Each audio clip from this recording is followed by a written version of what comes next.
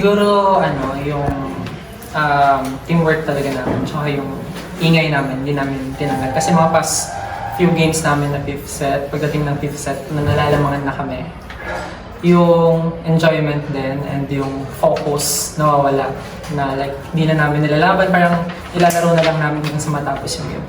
But this game talaga kahit may na-inset na namin na fifth set. So lahat ng fifth set namin laging talo. So what more na magkaroon ng bago ngayong game na to. So ayun, thankfully nakuha namin yung game.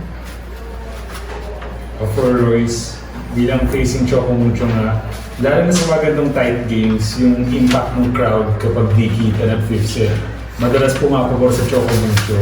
Kaya knowing that ngayon, facing against them naman, how did you stay steady lang na tapusin natin game mo?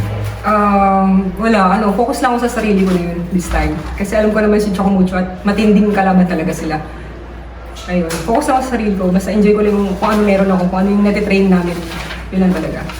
And for Tricia, 6 blocks din ngayon, given na yung magandang matake yung points yun. Pero ngayon sa depensa naman, parang how important was it for you din to step up beyond attacking na tumuloy ng production ng puntos para sa pang? Siguro po bibigay kita sa coaches ko na talagang sinaga. Ako araw-araw na turuan kung paano yung proper na timing, hindi lang isang player, isang timing lahat. So siguro yun din yung mindset ko na kanina nahihirapan ako kumuha sa attack. So ayun, thankfully nakatulong ako sa blocking. And yun na, doon ko na feel yung nag-relax yung katawan ko ba. Kanina sobrang stiff ko. So through dun sa block, parang napabagal ko yung kung ano nangyayari sa akin. Royce, Wala, nag-aasaran naman kami nung sa game deal na sabi ni Sisi na laki niya daw ako, depensa niya mga palo ko. Pero sabi ko, sige, go. Kaya yung mga asaran na Choco Mucho na to. Pero syempre, focus pa din tayo sa kung anong tayo meron. Yung tinatrain talaga namin na alam ko na lalaban yung Choco Mucho, pero mas lalaban kami. Ayun. Musta naman off the court yun? Okay naman po kami. Wala lang siguro yung konti pang chemistry kasi syempre bago kami, bagong sistema, bagong teammates. So konti pa. Ayun. Tricia, yung laki rin ng mga blocks mo ng dulo. Speak of your blocking, sisisi pa yung mga block mo. Tapos yung mga puntos mo rin ng padulo. Ano lang yung tumatakbo sa isip mo? Actually po, every fifth set or mga every end game, napapansin ko din na yung production ko nawawala. So, minindset ko na talaga this game na babawi ako sa sarili ko. Kasi yun din yung kalaban ko lagi, sarili ko.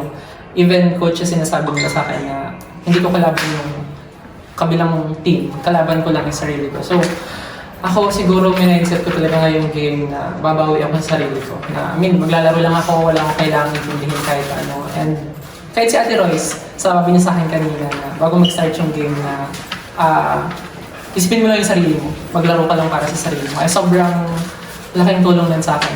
Yun nga, hindi ko napapansin yung outside noise, yung nangyari sa labas, mga errors, gano'n. So, siguro napakalaking tulong din talaga na may veterans ka may mga veteran kang teammate na na-experience kasi nila yan eh. So ako as bata, may malayo pa dun sa may experience ba yun na, pero sila napagdaanan nila and alam nila kung paano i-stop yung ganong mga pangyari. Kaya kailangan ko lang gawin is maniwala sa kanila. And ayun.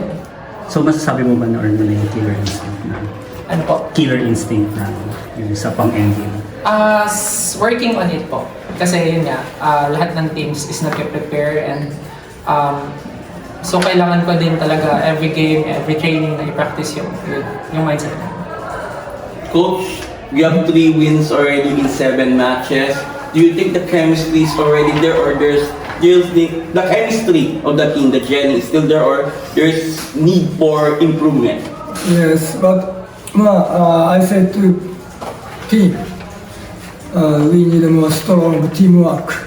Can't win just skill, but skill, improve the skill. Too easy, just practice. But the teamwork, make a team strong teamwork. This is very difficult. One person, the conscious. Okay. Yes. So now, I expect more strong teamwork. Yeah.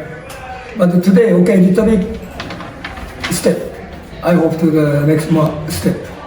Yeah. And today Choco number 18 and number 8, they are excellent spiker. So my spiker also, they must run. They can hit always kill spike.